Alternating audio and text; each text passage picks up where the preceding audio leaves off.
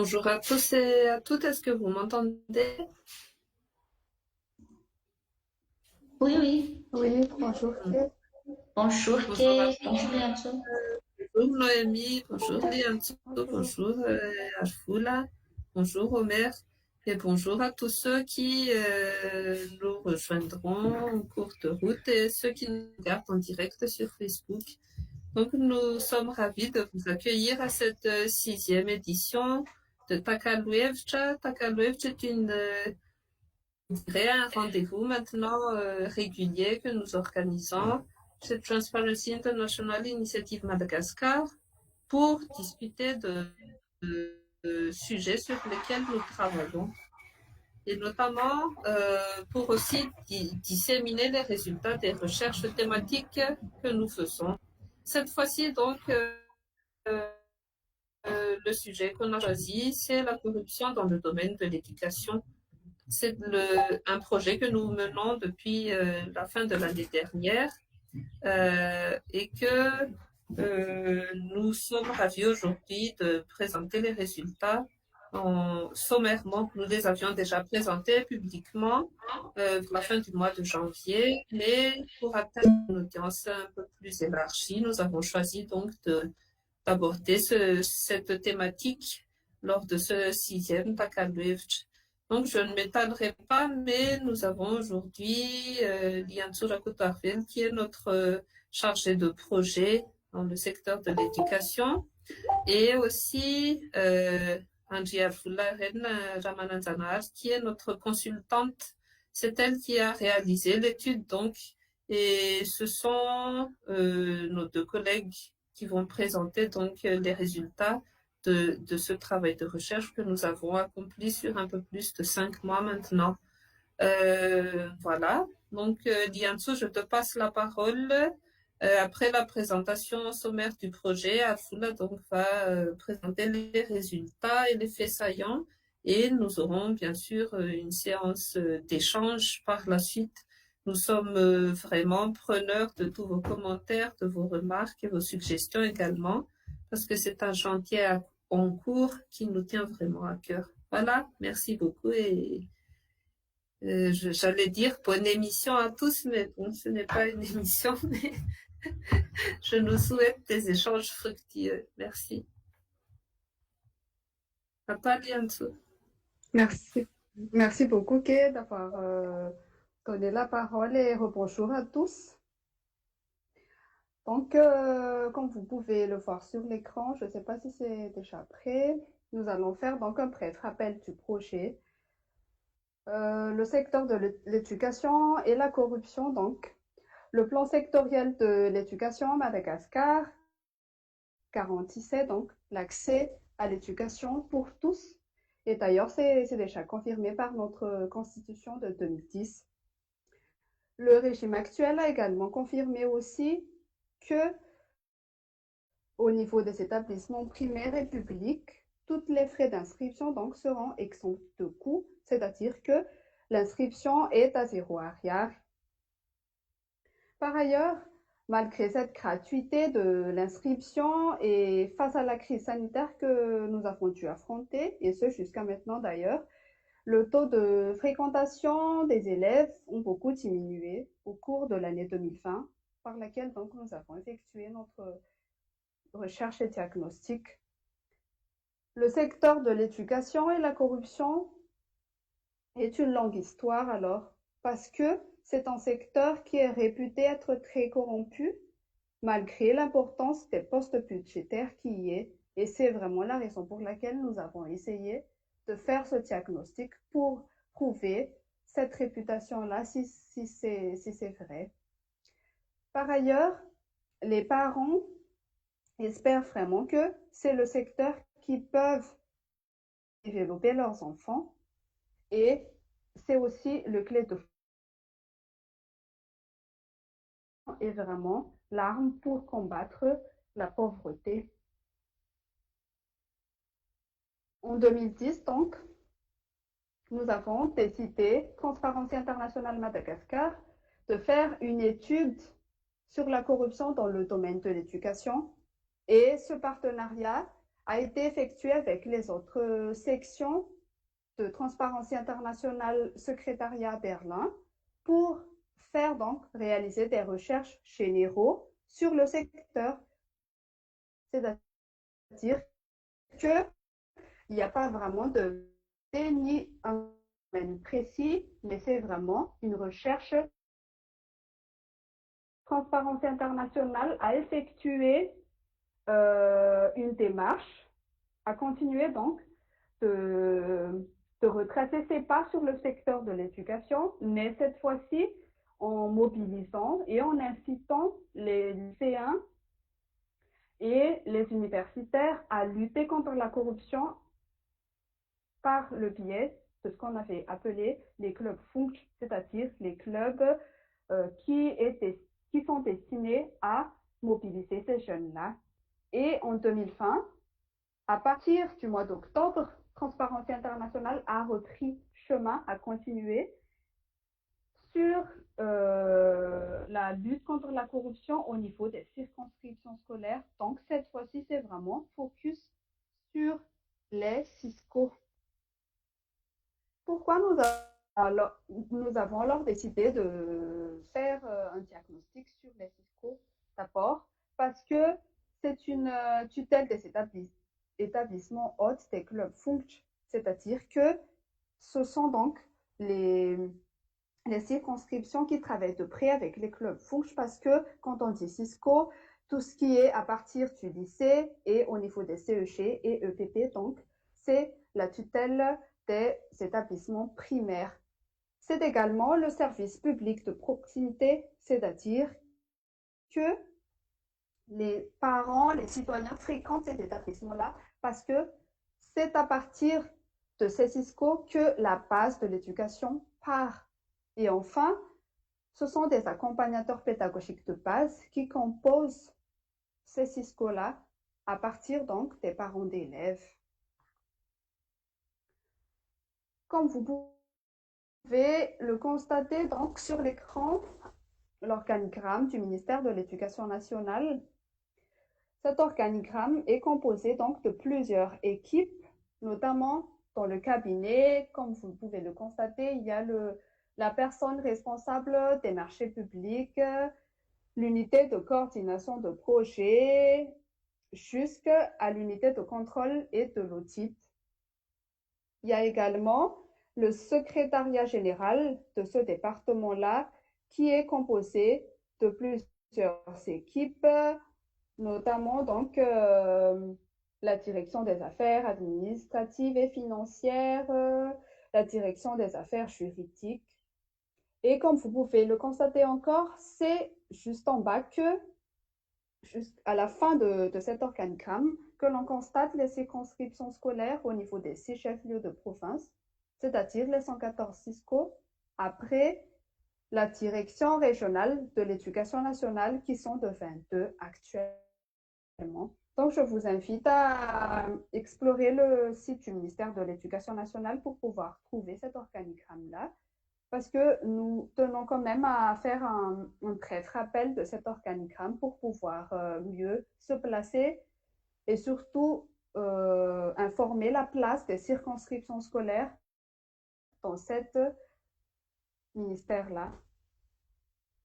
Quels sont alors les objectifs de ce projet? D'abord, pour mesurer et influencer les incidences de la corruption afin d'obtenir des bases d'informations vérifiables et fiables.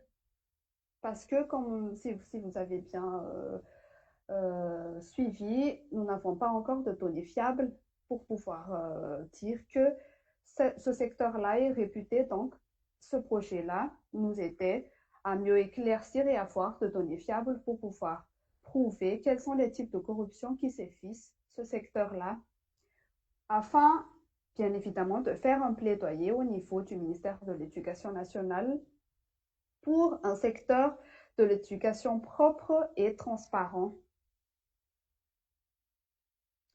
Quelle a été donc la méthodologie adoptée pour pouvoir réaliser ce projet?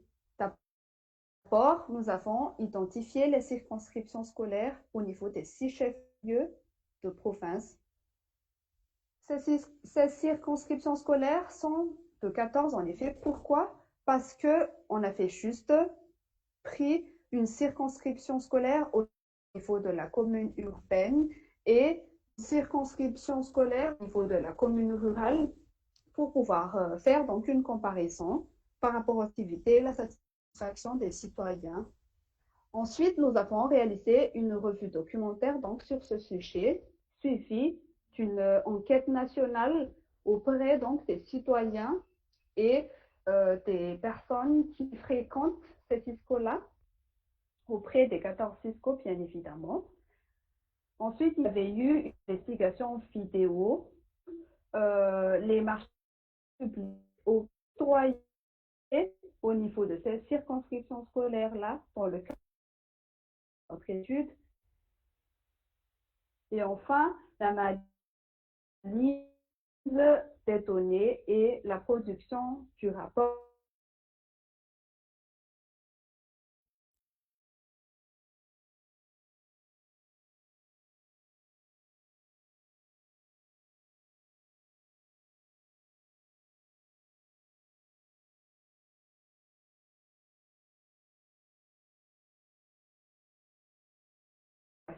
Effectuée par nos journalistes investigateurs au niveau des canaux de communication que vous pourrez donc constater prochainement.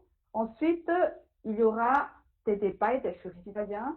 Ce Takalwe constitue déjà un débat avec les citoyens parce que nous aimerions avoir vos avis, vos commentaires, vos remarques sur ce sujet-là.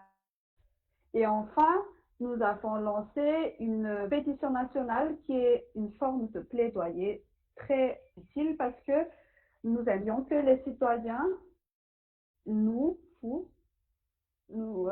appuyer dans notre projet afin de nous soutenir pour une bonne cause.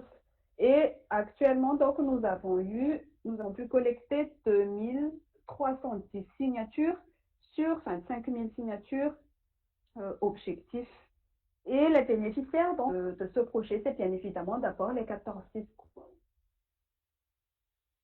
qui pourront donc être une image pour les autres CISCO pour lutter contre cette corruption-là.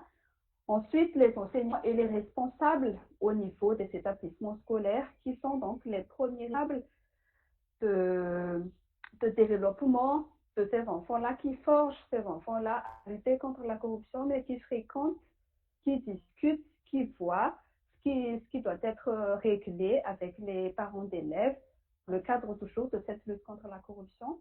Et enfin, bien évidemment, nous, les citoyens, qui laissent fréquenter nos enfants dans ces établissements scolaires-là, mais qui fréquentent également les circonscriptions scolaires. Par rapport à l'enquête que nous avons réalisée donc, dans le cadre de cette étude, elle a été menée le 7 au 23 décembre 2020 par 7 superviseurs et 28 enquêteurs au niveau de 14 CISCO sur les 6 chefs-lieux de province de Madagascar. 55 chefs CISCO ont été entretenus et même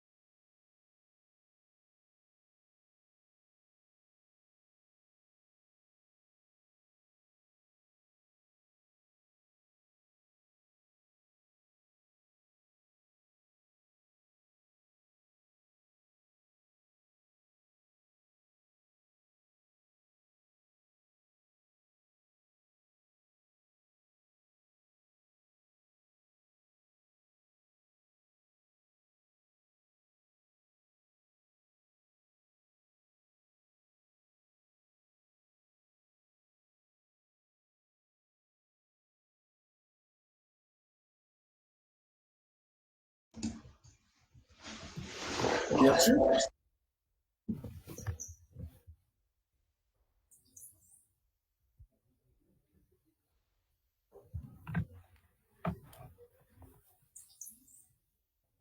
On va d'abord entendre Lianzhou un instant parce que elle a été connectée.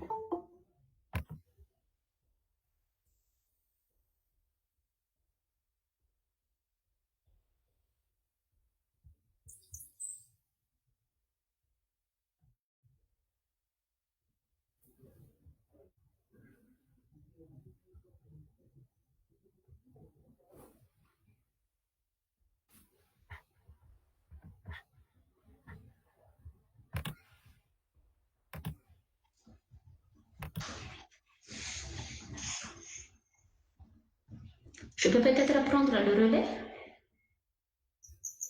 Oui, c'est peut-être mieux que tu prennes le relais parce que, en attendant Lianzhou, parce que je pense qu'elle a un grand problème de connexion. Donc, s'il te plaît, je vous laisse que tu pourrais continuer, s'il te Oui. plaît. Merci. Merci. Dans la foulée, je préfère tout d'abord saluer tous les citoyens qui nous rejoignent aujourd'hui et aussi remercier TA pour cette initiative d'échange et la continuité de lutte contre la corruption dans le domaine éducatif. Lianzhou s'est arrêté sur la méthodologie de l'étude. Donc, comme elle a mentionné tout à l'heure, les enquêtes ont été réalisées auprès de 14 CISCO du 7 au 23 décembre avec 28 enquêteurs et 7 superviseurs.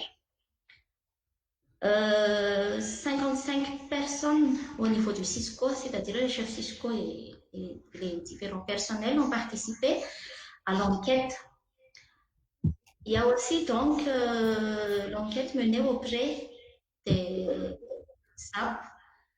En tout, il y avait 90 personnes donc, composées de chefs SAP et ses collaborateurs qui ont répondu à notre enquête.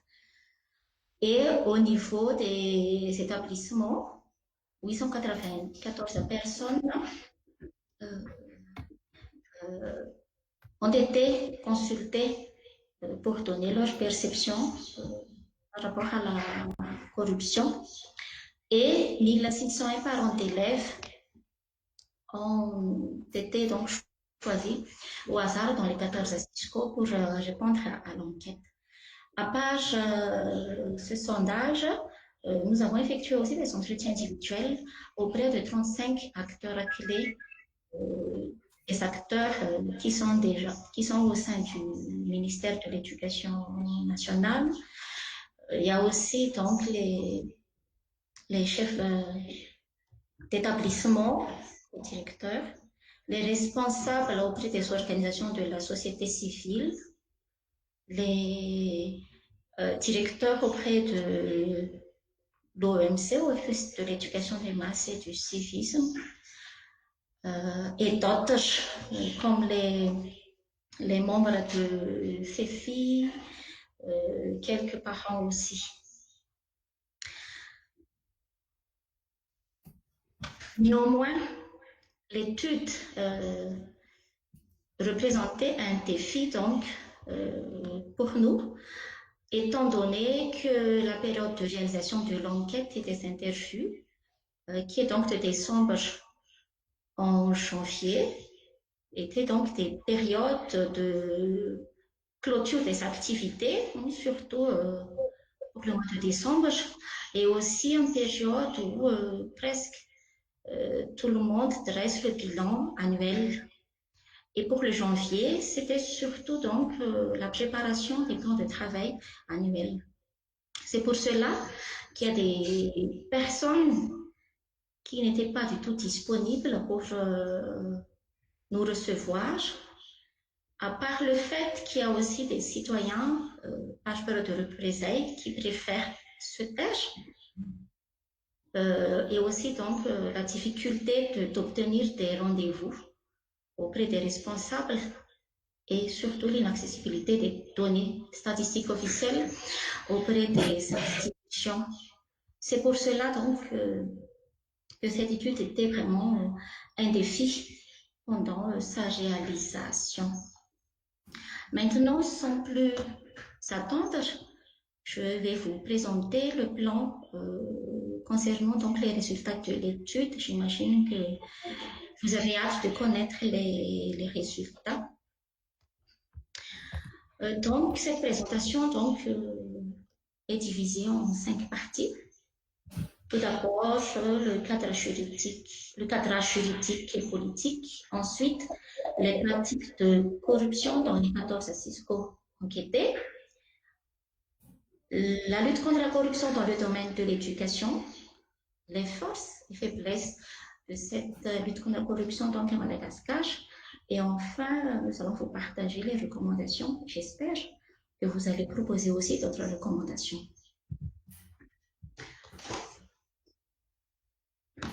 Concernant donc le cadrage juridique et politique, nous, à Madagascar, nous disposons vraiment d'un arsenal juridique concernant le droit à l'éducation et la lutte contre la corruption. Déjà, comme Liancho a mentionné tout à l'heure, dans la Constitution malgache, notamment l'article 23 et 24 par rapport à ce droit à l'éducation et que Madagascar a ratifié. Et que Madagascar a consacré cette volonté à s'investir en ratifiant le pacte international relatif aux droits économiques, sociaux et culturels, notamment donc l'article 13 et 14, la Convention internationale des droits de l'enfant qui souligne que l'exercice du droit à l'éducation doit se faire sur la base d'égalité de chance.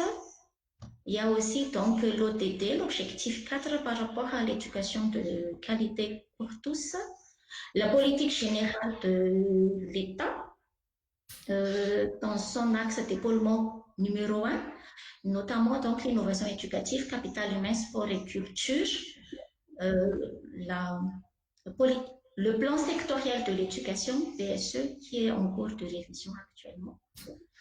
Et aussi, donc, la loi 2008-011, modifiant la loi 2004-004, portant révision générale du système d'éducation, d'enseignement et de formation à Madagascar. Sur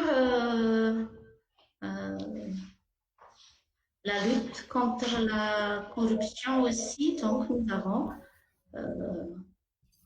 certaines dispositions. La CENUCCO, Convention des Nations Unies contre la corruption, qui encourage donc les États signataires à promouvoir l'intégrité, l'honnêteté et la responsabilité chez les agents publics, dans son article 8. Il y a aussi le protocole de la SADC contre la corruption, la Convention de l'Union africaine sur la prévention et la lutte contre la corruption et bien sûr la loi 2016-020 sur la lutte contre la corruption qui constitue un principal instrument législatif découlant de la stratégie nationale de lutte contre la corruption.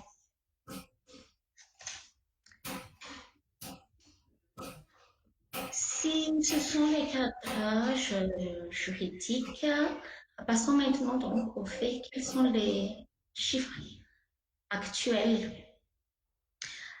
L'étude révèle donc qu'il y a 73% des responsables d'établissements qui disent avoir recensé des cas de corruption dans leur structure. Et 4% du personnel de l'éducation interrogé pensent qu'il y a de la corruption au niveau des SAP. 17% du personnel de l'éducation interrogé reconnaît avoir fait la corruption à un moment et 14% des parents d'élèves enquêtés ont été victimes et témoins de la corruption. Mais quels sont les facteurs favorisant la corruption? Avant de vous parler des facteurs, j'aimerais bien prendre le temps d'expliquer un peu l'organisation humaine, surtout le fonctionnement de CISCO, parce que c'est important de bien comprendre.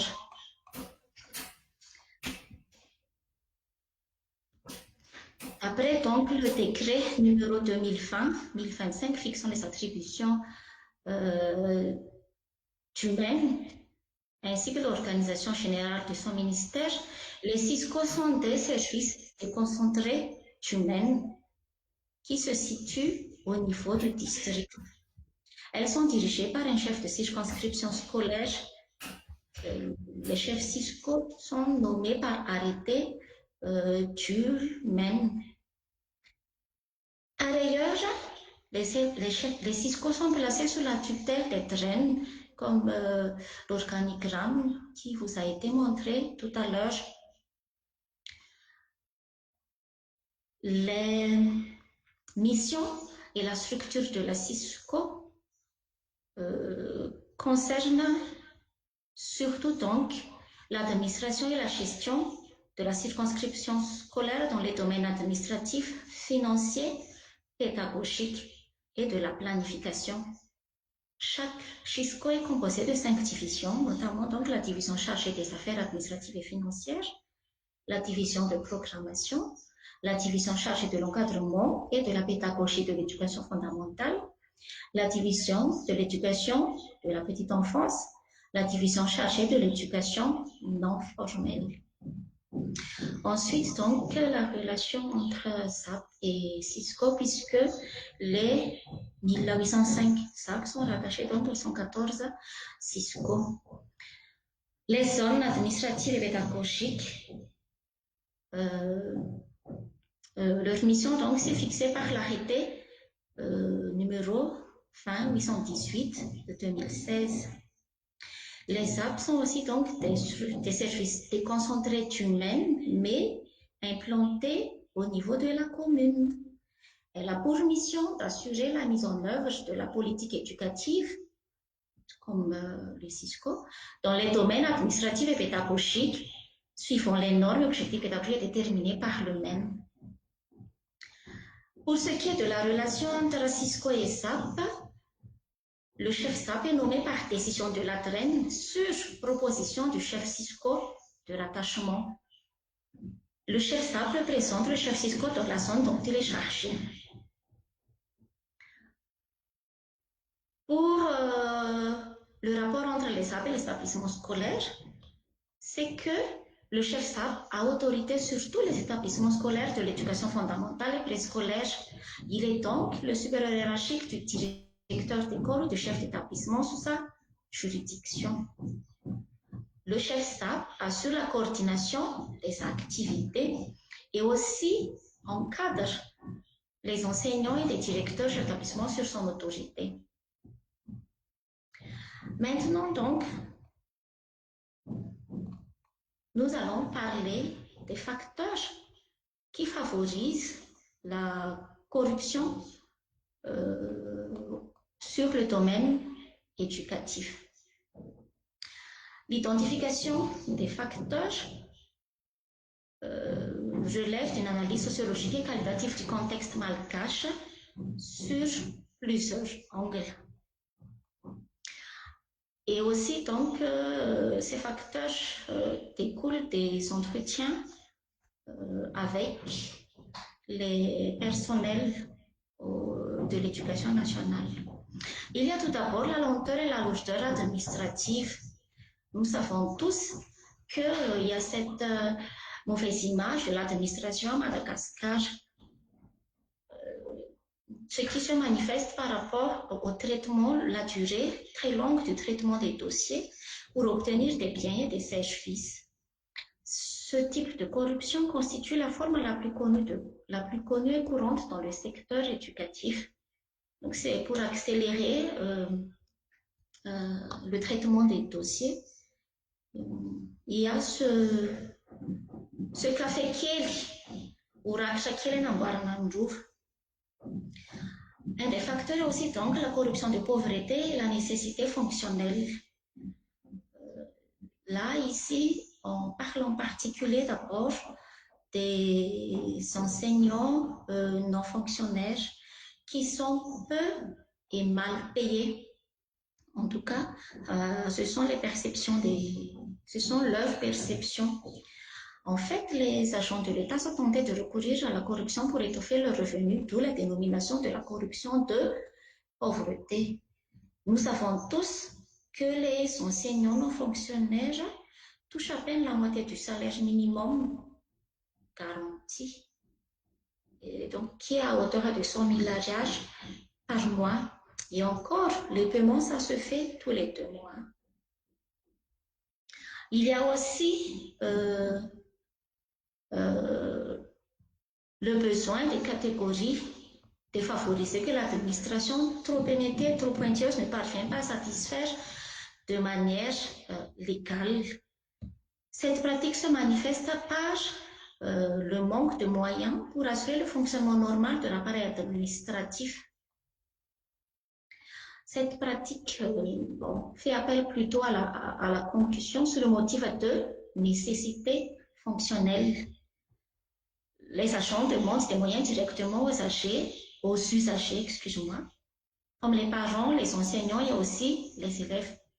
Par ailleurs, après l'étude menée par CCOC, au niveau humain, le budget est fortement centralisé. Seulement 7,2% sont alloués et gérés par les structures déconcentrées de 2015 à 2019. Donc, ceci pourrait être à l'origine de la corruption. Ensuite, la prévalence du chômage et la perception de la fonction publique par la population. À Madagascar, la majorité souhaite intégrer donc la fonction publique à tout prix. Tout ça pour la sécurité et la stabilité d'emploi, mais aussi pour garantir la retraite. Et nous savons tous que dans l'éducation nationale, il y a plus de postes budgétaires, vu donc leur étendue. Et chaque année, il y a un recrutement en termes de milliers de nombres. Par exemple, pour 2020-2021, 4000 enseignants femmes auraient été recrutés. Et voilà, cette pratique constitue malheureusement un des chemins pour atteindre cet objectif, la pratique de la corruption pour intégrer cette fonction publique. Il y a aussi donc le trait culturel de la corruption. Ici à Madagascar, il y a ce dicton Fato Naitatsua, au Suramenaga. Et ici, nous avons l'habitude de donner un cadeau après un service satisfaisant. La loi sur la lutte contre la corruption énonce clairement que le concept de cadeau illicite exclut les cadeaux résultant raisonnablement de l'hospitalité naturelle et normale. Cependant, la frontière entre cadeau et la corruption, elle est très très ténue. La pratique du savoir-vivre, qui a pour habitude d'offrir un cadeau en signe de reconnaissance et d'attribution pour un service, ne fait qu'accroître les risques de corruption. Et en effet, la qualité du service rendu devient fonction de la valeur financière du cadeau, malheureusement, et que l'espoir d'une gratification devient indu et a changé la mentalité de l'administration et aussi de la population. Concernant la corruption politique et électorale, tout d'abord, la corruption politique, donc d'après le manuel d'initiation, corruption développement du PNUD, et la corruption comme un mésusage du pouvoir politique en vue de l'obtention d'un gain privé pour conserver ou renforcer son pouvoir. Elle est une influence des décideurs politiques sur l'adoption des lois et du règlement et sur l'allocation des ressources de base de l'État.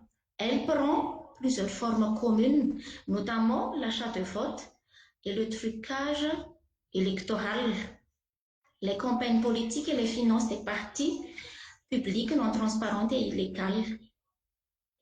À Madagascar, le personnel de l'éducation, vu son nombre et son poids, est une cible intéressante et idéale pour les politiciens lors des élections, étant donné qu'il constitue un important réservoir de voix.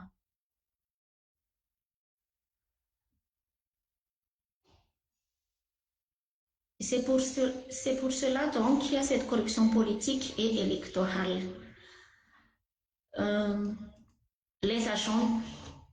Certains agents de l'État participent de leur plein gré aux campagnes électorales, ça nous le savons tous, et ne cachent pas leur soutien pour un candidat et un parti. Et en effet, le système de recrutement, de promotion au sein de l'organisation est tel que des fonctionnaires sont affiliés au parti, au pouvoir. Donc, il y a les agents de l'État qui favorisent cette corruption politique dans l'espoir d'être promu ou d'être recruté. Il y a aussi le fait que les enseignants et les responsables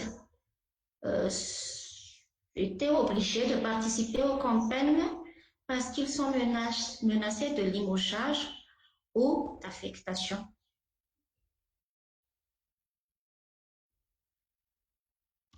Là, ce sont donc les facteurs favorisants de la corruption. Maintenant, nous allons vous partager les pratiques de la corruption dans le Cisco, donc les activités entachées de corruption. Je vais commencer donc par les cas identifiés par le personnel du Cisco. Comme j'ai dit tout à l'heure, il est important de comprendre l'organisation et le fonctionnement du MEN. L'élaboration de la politique et les stratégies se fait donc au niveau du central du MEN, mais l'exécution se fait au niveau du TREN et Cisco. Et cette étude se focalise sur les Cisco. Les pratiques de corruption sont donc identifiées à travers les vécus de leurs employés. Donc, d'après le personnel des Cisco, il y a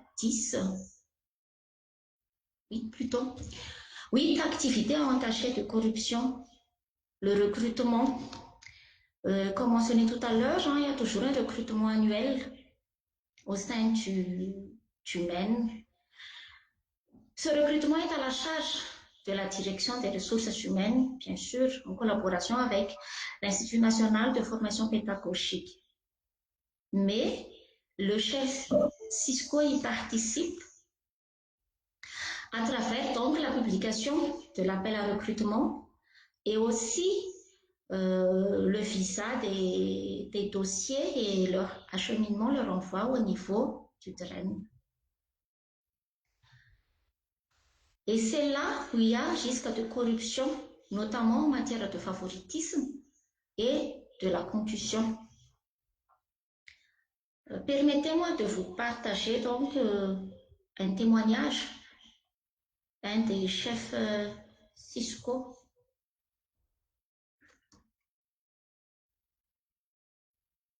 Un chef Cisco de la région de Haute-Matziach. Le recrutement, c'est le maillon qui serait le plus corrompu dans le circuit de l'éducation nationale. Le recrutement au niveau des Cisco sont le favoritisme, car presque tout le personnel recruté sont des connaissances ou des relations d'employés de l'éducation et les recrutements n'obéissent pas aux procédures normales. Ça, c'est un des témoignages. Et aussi, donc, après le recrutement massif des SUNF en 2014, des cas de corruption ont été remarqués. Et depuis cette mauvaise expérience, une validation de cette personne présélectionnée en plénière appelée PAVEMAS a été initiée par le MEN afin de diminuer les risques de cette corruption. À part le recrutement des enseignants, la corruption toucherait aussi l'embauche des personnels administratifs et techniques. En effet, si le procédé de remplacement numérique des agents retraités ou TCT n'existe plus, rarissimes sont les avis de recrutement publiés alors que les nouvelles recrues ne manquent pas au niveau du MEN, TREN et du Cisco. Passons maintenant à d'autres activités. Le paiement des subventions des enseignants. Comme j'ai dit tout à l'heure, le paiement des subventions se fait donc tous les 2 mois. mais certains membres du personnel de la Cisco demandent un pot de vin avant d'octroyer le bon de caisse à la personne concernée. Parfois, les personnels au sein du Cisco agissent sous l'ordre même du chef Cisco, selon donc les tirs de quelques directeurs d'établissement et enseignants dans la région en Allemagne. Et cette pratique tend à être généralisée et systématique. Concernant le traitement de dossiers de ressources humaines, relatifs donc à reclassement, avancement, intégration et aussi à leur retraite. Ce traitement est une des attributions normales de la direction des ressources humaines. Et ça devrait être automatique, mais quelquefois ce n'est pas le cas. À partir du visa vers l'acheminement au niveau du drain, les concernés ont la plupart recours au pot de vin et jusqu'à haut de l'échelle pour pouvoir jouir de leurs droits. Lors de la préparation des dossiers, certains chefs fiscaux demandent de l'argent à chaque signature. Ça, c'est un des témoignages lors des consultations faites au niveau des fiscaux. Et aussi donc pour étoffer le dossier, des fois il y a la signature d'attestation des services faits selon un membre de retraité du personnel d'une Cisco, donc dans la région d'Otmatiach, dans le cadre du traitement des dossiers d'avancement et d'installation de retraite. Ceux qui ne font pas le suivi des différentes étapes et ne versent pas de pot de vin risquent d'être oubliés. Certains de ses collègues sont même décédés sans avoir pu bénéficier de leurs droits. C'est une situation malheureuse.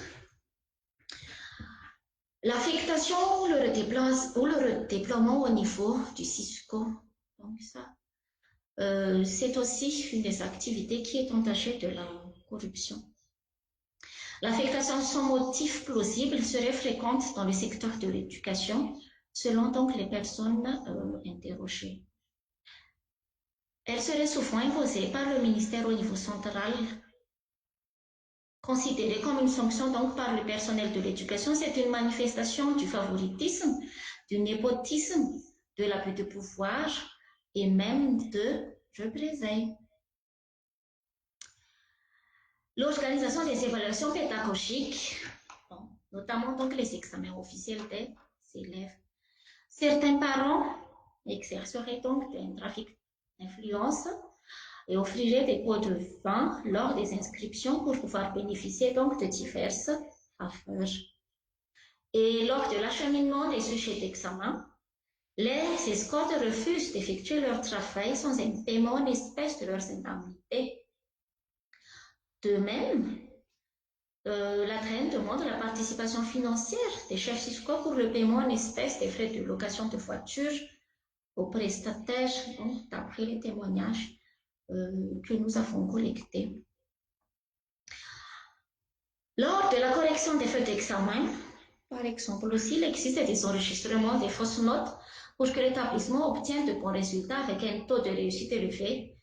Là, il s'agit d'un trafic d'influence entre les enseignants. Cette mauvaise pratique a été donc identifiée dans la région d'Assis.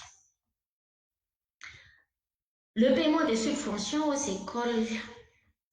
La caisse école, c'est une subvention publique allouée annuellement au comité de la gestion de chaque établissement bénéficiaire ou FEFI, Farimbonesak, ou Fambiazani, Fanabiazana et Nifutun.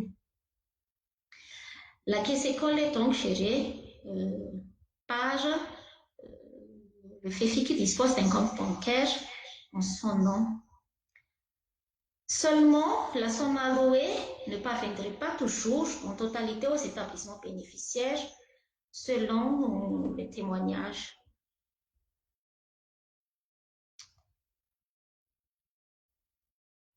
Concernant les dotations, chaque année, il y a donc les kits scolaires pour chaque établissement. Mais malheureusement, il y a des kits scolaires qui sont vendus au niveau des établissements ou attribués aux parents qui paient leurs cotisations. Par exemple, un des chefs Cisco d'Analamanga a témoigné que chaque année, chaque Cisco bénéficie de dons de kits scolaires venant de l'État. Mais il fut une année où on avait reçu nos kits de 3 semi-remorques pour cause de détournement.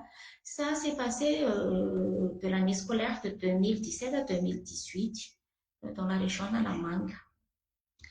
Le chef Cisco a déposé plainte auprès du procureur et de la police économique, mais l'affaire a été classée sans suite. Les inscriptions au niveau des établissements et aux examens officiels, là, il s'agit surtout de la pratique de corruption pendant l'inscription des élèves.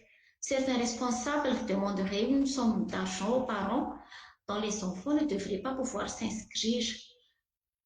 Ou des fois aussi à des directeurs d'établissement et certains parents dans certaines Cisco.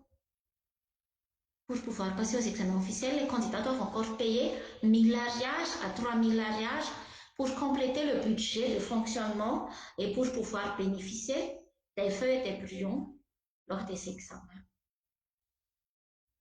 Concernant la passation de marchés publics, le processus de passation et d'exécution des marchés publics serait également truffé de corruption.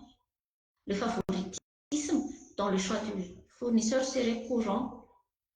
Les procédures telles que la publicité des offres, la phase de mise en concurrence seraient simulées, voire simplement ignorées.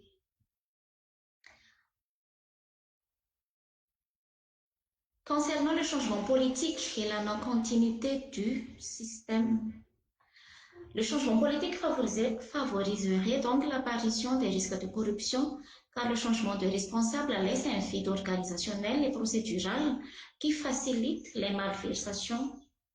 En outre, ceci pourrait constituer une menace pour le personnel à tous les niveaux, DREN, Cisco et SAP, étant donné qu'une affectation pourrait survenir à cause d'une réorganisation structurelle.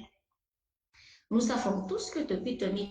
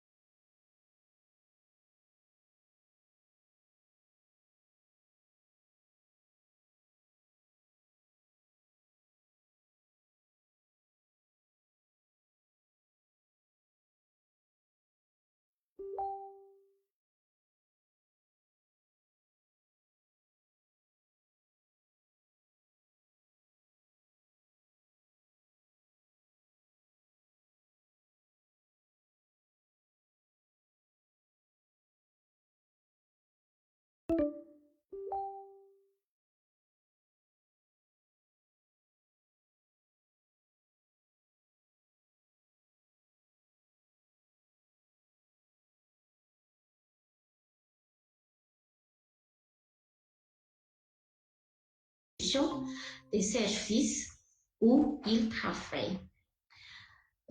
Comme vous pouvez constater donc sur la figure, là, les verts, donc ce sont donc correspond à la réponse aux personnes enquêtées qui disent que la proposition est vraie et le bleu qui disent que la proposition est fausse. Les propositions présentées ne figurent pas, ne relèvent pas des attributions de la Cisco, sauf la nomination du personnel. Et là, nous pouvons constater que qu'il y a des personnels au niveau de Cisco qui ne maîtrisent pas leur travail.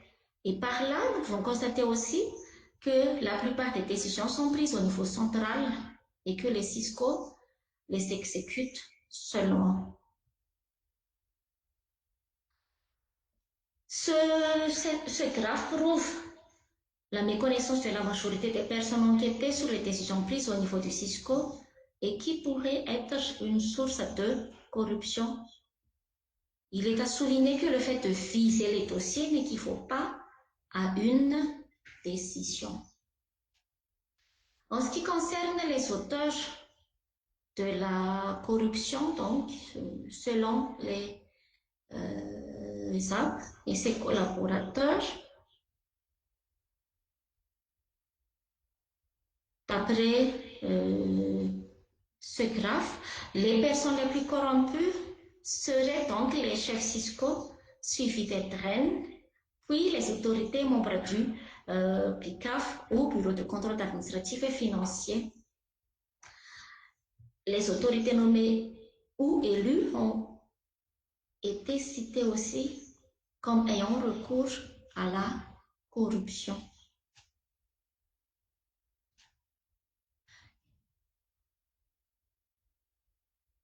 Passons maintenant à la diapositive suivante.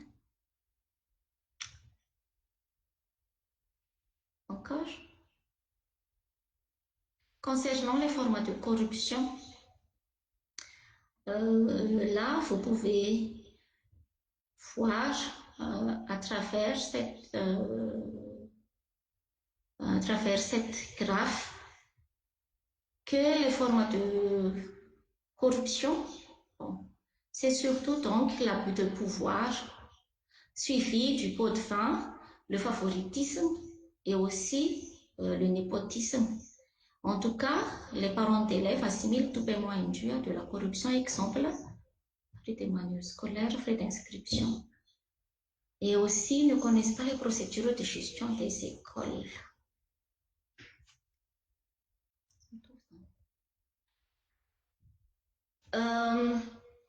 Le graphe suivant montre la typologie indicative des types de corruption par province. Là, vous pouvez voir en fonction des couleurs, donc les typologies indicatives de corruption. Par exemple, nous pouvons voir Kamajenga. Il y a surtout le détournement de fonds qui est donc le plus courant. Pour Antananarivo, c'est surtout pot de vin. Et pour Fenaratsu, le népotisme ou favoritisme, trafic d'influence pour le prophète Antsran, pot de vin aussi pour Thomas. Le tableau suivant vous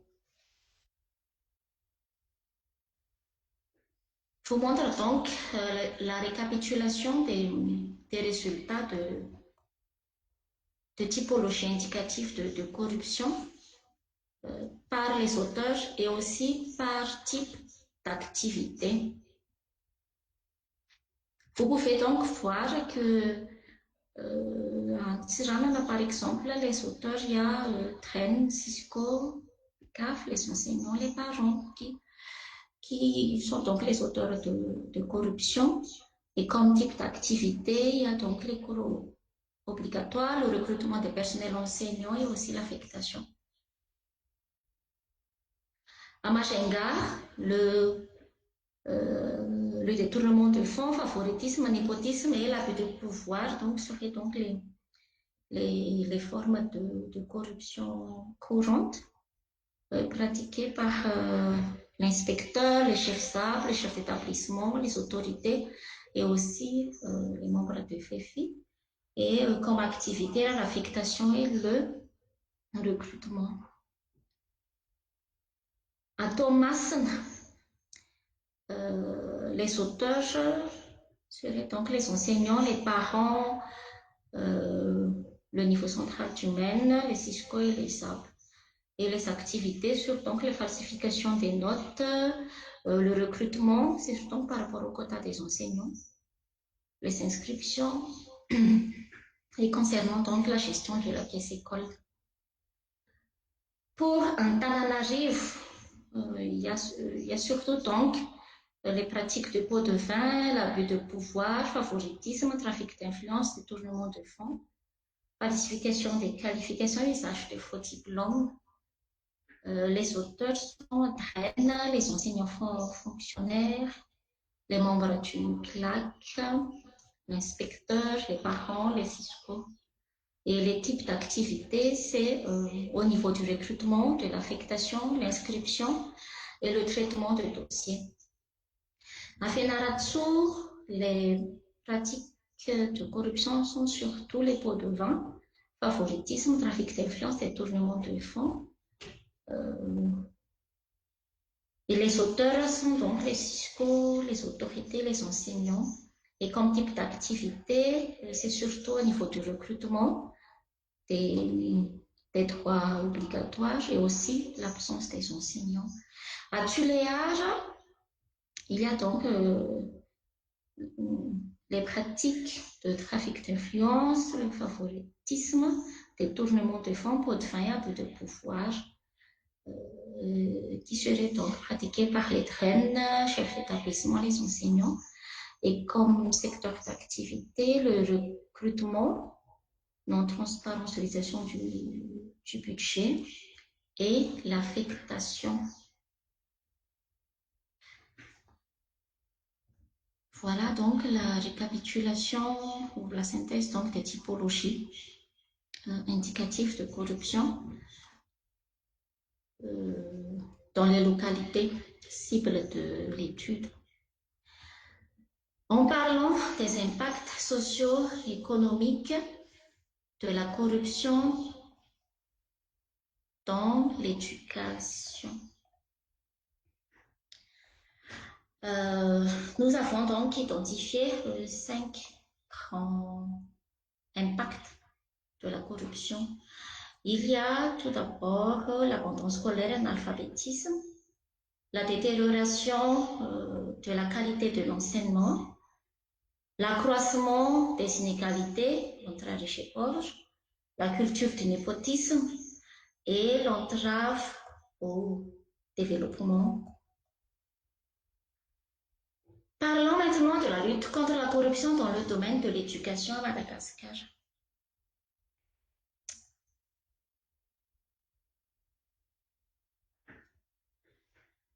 Afin d'honorer les obligations inscrites dans la loi donc, sur la lutte contre la corruption, le ministère a initié la mise en place des cellules anticorps en 2015. Est-ce qu'on peut passer la diapositive suivante, s'il vous plaît?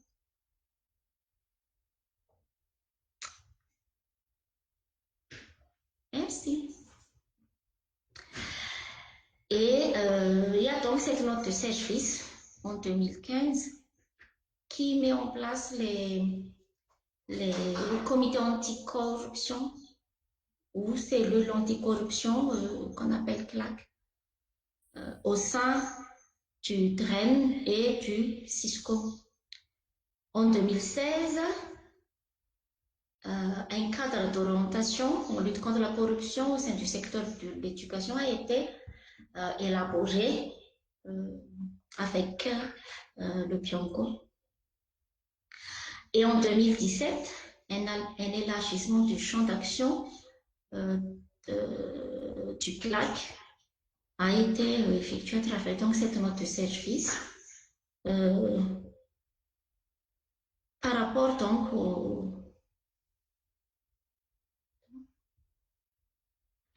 élargissement du champ d'action sur donc le suivi et contrôle interne du MEN en matière de LCC. Cette carte montre donc les 87 CLAC mis en place dans tout Madagascar. Les activités effectuées donc par les comités anticorps ou CLAC, c'est l'anticorruption, donc c'est pareil. Concerne surtout donc les activités de sensibilisation par rapport au lancement de ce dispositif et aussi le suivi de recrutement des enseignants non fonctionnaires.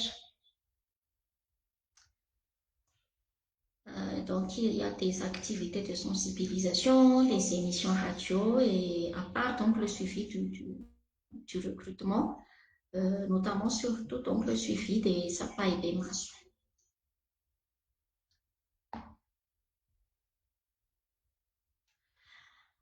Concernant ce dispositif du LCC, nous allons vous partager donc les perceptions citoyennes résultant de l'enquête. 95% des personnes enquêtées au niveau des CISCO contre 14% au niveau du SAP et 25% au sein des établissements connaissent l'existence de la CLAC. Donc, les personnes qui les connaissent, c'est surtout au niveau du CISCO, mais à part les personnels au niveau du CISCO, l'existence du mécanisme du LCCO, c'est presque méconnu. 73% des CISCO possèdent des boîtes de doléances. 34% affirment recevoir des plaintes sur la corruption, dont la majorité concerne les frais de scolarité. Et seulement 3% des 44 personnes enquêtées au niveau des SAP connaissent l'existence des RHI, réseaux de l'honnêteté, l'intégrité, qui fassent donc de sensibilisation, formation et mobilisation des jeunes. Et pourtant, le RHI existe dans 19 régions de Madagascar. Vous savez maintenant donc que cela confirme que très peu de personnes connaissent l'existence du mécanisme de lutte contre la corruption au niveau du CISCO. Qu'en est-il des forces de la lutte contre la corruption à Madagascar?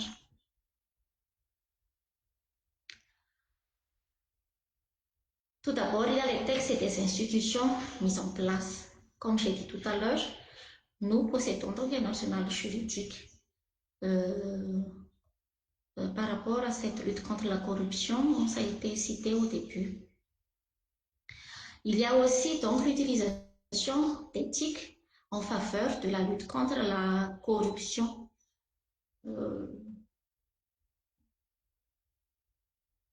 Au niveau de l'administration, la loi sur la corruption, la loi sur la lutte contre la corruption énonce le devoir de l'administration publique à la continuation et élargissement du processus d'informatisation et de la dématérialisation.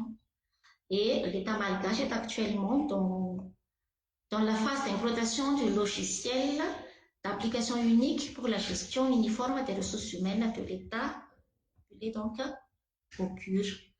L'utilisation du numérique facilite aussi l'interface directe entre agents et usagers. C'est une innovation donc en matière d'éducation civique et citoyenne. Nous savons tous que l'usage d'éthique est un chemin pour résoudre à la fois la lourdeur et la lenteur de l'administration. Et il y a donc aussi Pionco qui a mis en place en 2019 la plateforme de doléances mise en ligne appelée Itushk. Itushk, c'est un nouvel outil de dépôt permettant aux citoyens non seulement de dénoncer des faits de corruption, mais aussi d'échanger avec les investigateurs de Pionco à travers un logiciel reconnu au niveau international. À part donc les textes, l'édition des textes et aussi l'utilisation du TIC, il y a aussi donc la présence des OSC engagés dans cette lutte contre la corruption. Mais quelles sont les limites de la lutte contre la corruption dans le domaine du secteur éducation? Bon, malgré le fait que nous possédons un arsenal juridique, il y a l'existence de vides juridiques. Si les lois et les conventions en matière de LCC abondent, les textes d'application font défaut. Par exemple, il faut noter l'absence d'un décret d'application des dispositions de la loi anticorruption relative à la mise en place des comités anticorruption. De même, dans l'organisation interne du MEN, de nombreuses attributions et fonctions importantes de chaque service et démembrement ne résultent d'aucun texte. Cette situation peut s'expliquer par le fait que les changements structurels ne sont pas systématiquement accompagnés de dispositions juridiques. Le manque d'opérationnalisation des CLAC. Depuis donc la création en avril 2015 de ces CLAC, les principales réalisations, comme j'ai dit tout à l'heure, concernent la formation des membres et quelques activités de sensibilisation par rapport donc à la mise en place. Les activités ont été suspendues surtout après donc la réalisation des projets POET en 2017. Et c'est après que le PICAF a assuré donc les rôles des CLAC, notamment en matière de suivi de subventions et de recrutement des enseignants non fonctionnaires. Néanmoins, une évaluation de quelques CLAC mises en place a permis d'identifier les obstacles empêchant le développement, à savoir le changement fréquent des membres dû aux affectations et retraites entravant la continuité des actions, l'incompétence ou l'indisponibilité de certains membres qui handicapent l'opérationnalisation des CLAC. Le manque de moyens, la corruption, telle que démontrée dans plusieurs cas issus de l'enquête, peut résulter des manques de moyens. Pour accélérer et pour pouvoir satisfaire donc la demande des usagers, l'agent peut être tenté ou contraint de demander des pots de vin. Cela est valable pour les services déconcentrés ou décentralisés éloignés.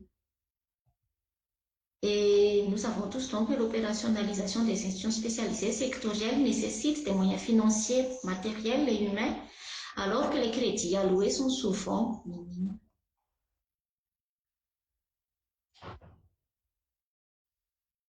Les conflits avec les pratiques coutumières, donc ça a été déjà expliqué, que dans le secteur de l'éducation, la pratique des cadeaux est considérée comme un signe de reconnaissance après service fait et que la distinction entre corruption et acte de bienséance n'est pas toujours évidente.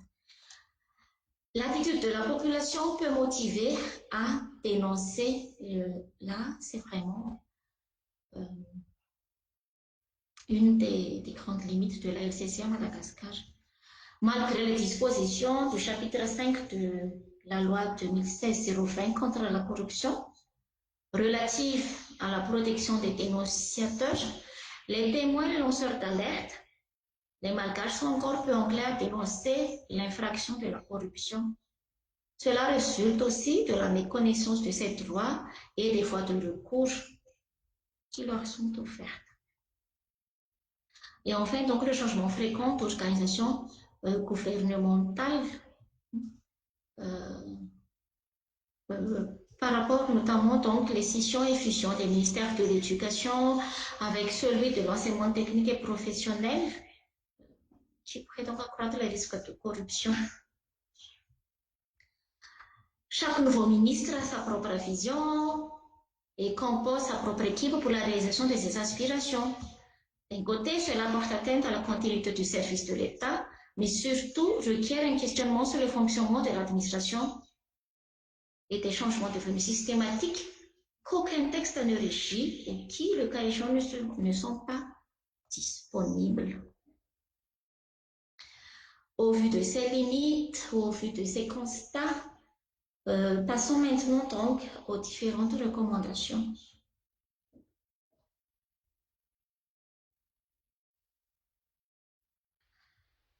Tout d'abord, les recommandations sur le volet juridique. L'adoption d'un décret d'application des dispositions de la loi 2016-020. Donc, la mise en place des CLAC est une initiative louable et salutaire, mais les modalités de fonctionnement et attribution devraient relever d'un décret précis au lieu d'être attributaires de la seule volonté des dirigeants.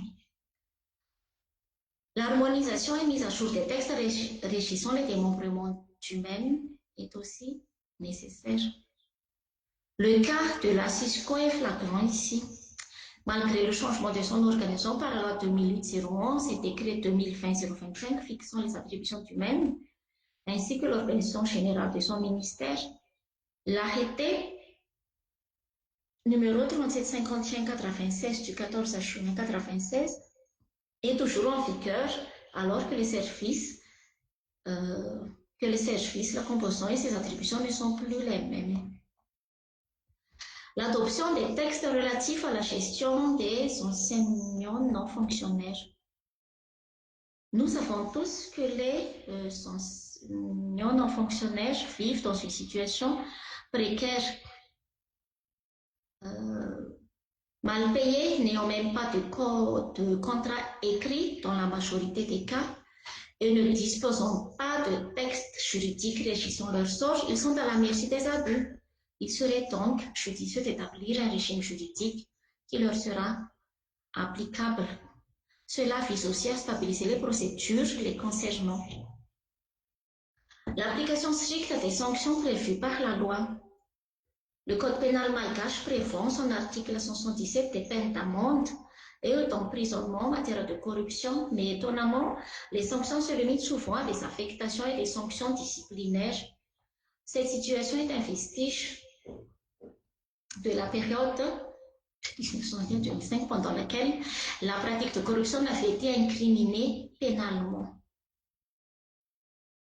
Quoi qu'il en soit, l'application de sanctions positives peut aussi être encouragée dans certains cas.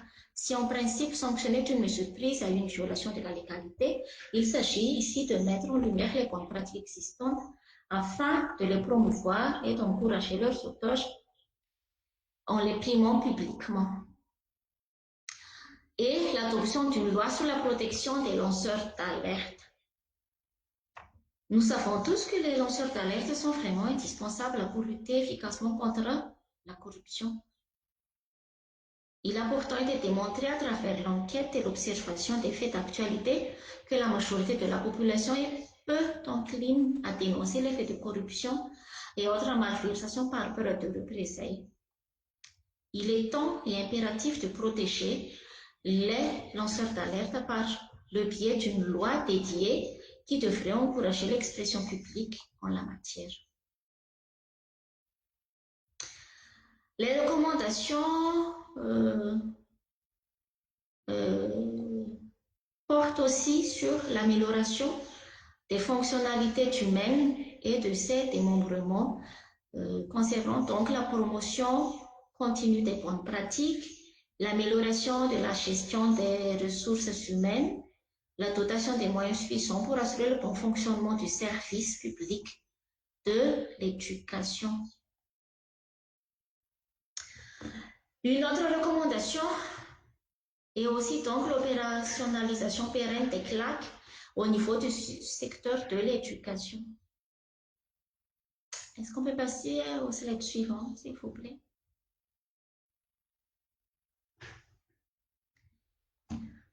Donc, il s'agit surtout donc de modifier la composition des CLAC le mieux, c'est d'élargir donc les membres aux jeunes et aux organisations de la société civile en augmentant aussi le nombre de représentants des parents d'élèves dans le but d'avoir une composition mixte et plus inclusive. Le président du CLAC devrait être élu au lieu de la nomination systématique des traînées des chefs fiscaux avec une fonction tournante et non renouvelable. La dotation des moyens suffisants pour les CLAC, comme on a dit que il y a aussi donc les moyens financiers pour le fonctionnement effectif des CLAC. Une des recommandations concerne aussi l'éducation, le plaidoyer et la sensibilisation. Là, nous recommandons d'affermir l'éducation à la lutte contre la corruption, la promotion des clubs d'intégrité, les clubs FUNC et les RHI, et aussi donc la campagne d'éradication, la campagne sur l'éradication de la corruption dans le domaine de l'éducation. Cette campagne vise donc à mobiliser le public et à adhérer à la cause de lutte contre la corruption et de créer une alliance efficace avec toutes les forces vives. Une campagne qui amène les décideurs à considérer la lutte contre la corruption comme un élément essentiel de la réforme éducative et de les pousser à prendre les mesures adéquates sur la base de recommandations formulées, et aussi la mise en place d'un système d'évaluation du service des mêmes.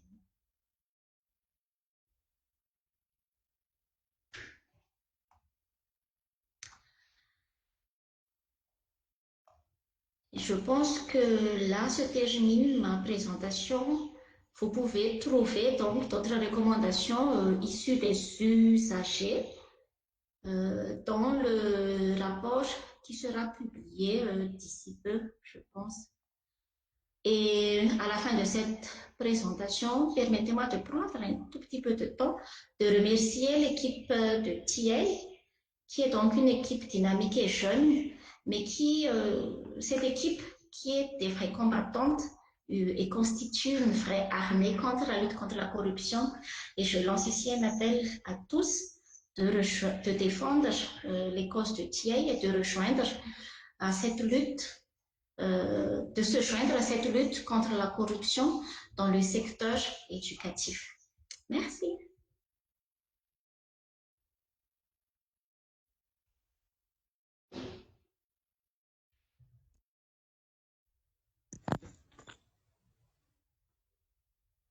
Merci beaucoup, Arfoula, pour cette présentation.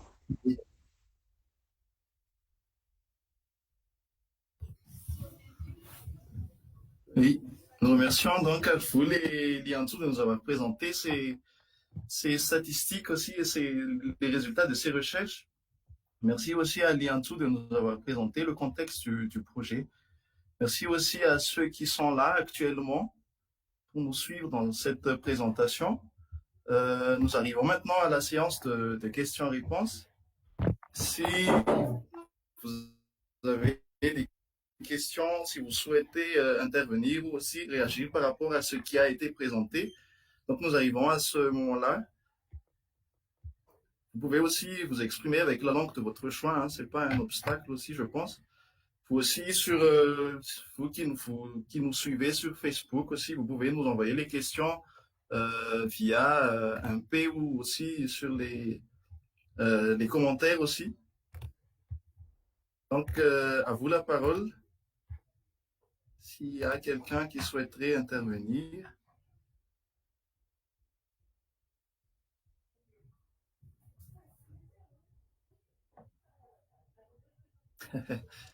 Apparemment, personne ne souhaite intervenir.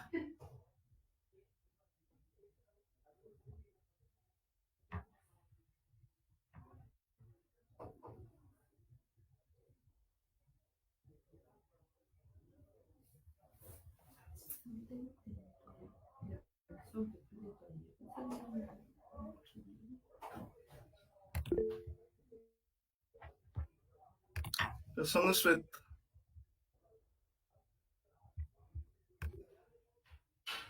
Ah, Il y a actuellement Madame Noémie Robiati de l'UNICEF qui demande de connaître la réaction du Maine central sur cette étude. Est-ce que Arfoul ou Lianzou souhaiterait répondre à cette question?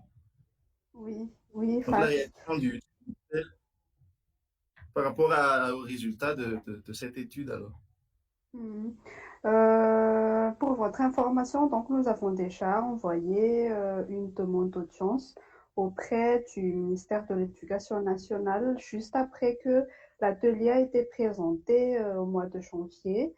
Mais actuellement, nous n'avons pas eu encore de retour par rapport à cette demande-là. Et nous avons quand même essayé de relancer à chaque fois et nous sommes encore en train d'attendre. Mais par contre, la semaine prochaine, nous aurions un rendez-vous avec le directeur du civisme et de l'éducation de masse au sein de son bureau pour pouvoir donc présenter notre rapport de diagnostic et pour louer une collaboration future avec eux. Mais nous ne manquerons pas aussi de faire un appel sur ce salon virtuel pour demander encore une fois d'avoir cette audience avec le ministère de l'Éducation nationale parce que c'est un intérêt général et c'est nos enfants qui sont vraiment les bénéficiaires si la lutte contre la corruption sera renforcée dans ce secteur de l'éducation. Donc voilà ce que nous avons comme information par rapport au ministère de l'Éducation nationale actuellement. Merci. Merci Lianzou pour ces explications. S'il y a quelqu'un d'autre qui souhaiterait intervenir aussi, à vous la parole.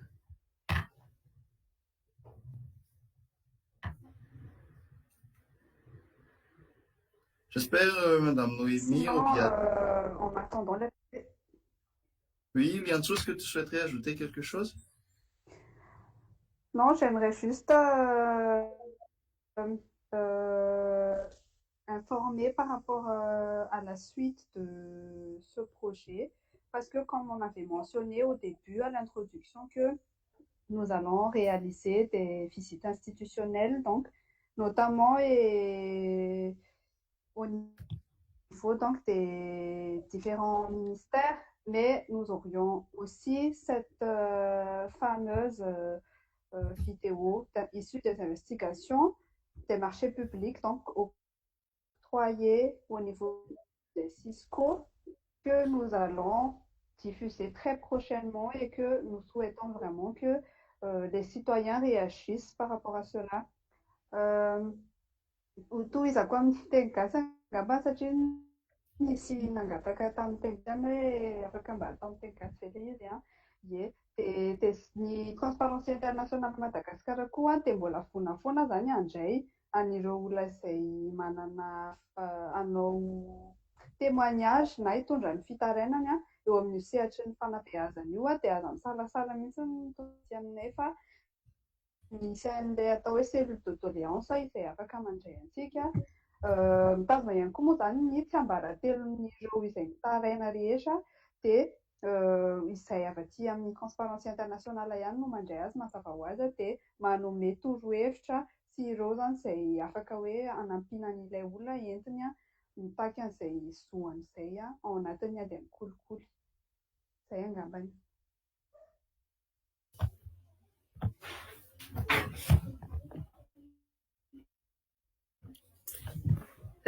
Ya, raha tsy misy manana fanontaniana intsony dia tiako nisaotratsika rehetra izay naharitra hatramin'ny farany mijery an'izao fanampariana amin'ny voka-pikarohana nataonay izao.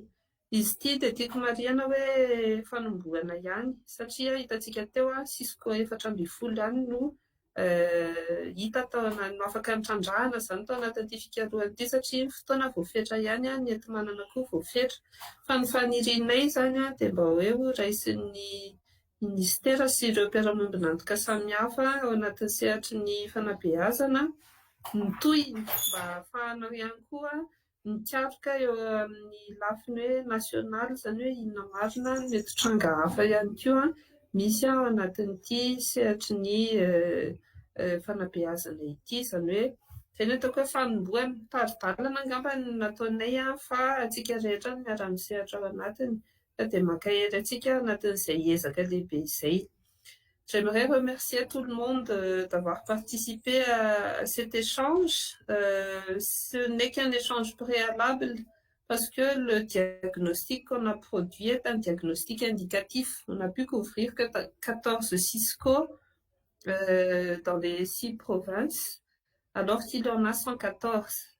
Les moyens étant limités, et le temps aussi, mais nous aimerions inviter les parties prenantes du secteur éducation ainsi que les partenaires de tous bords à approfondir cette question de la lutte contre la corruption dans le domaine de l'éducation parce que c'est quelque chose qui est primordial.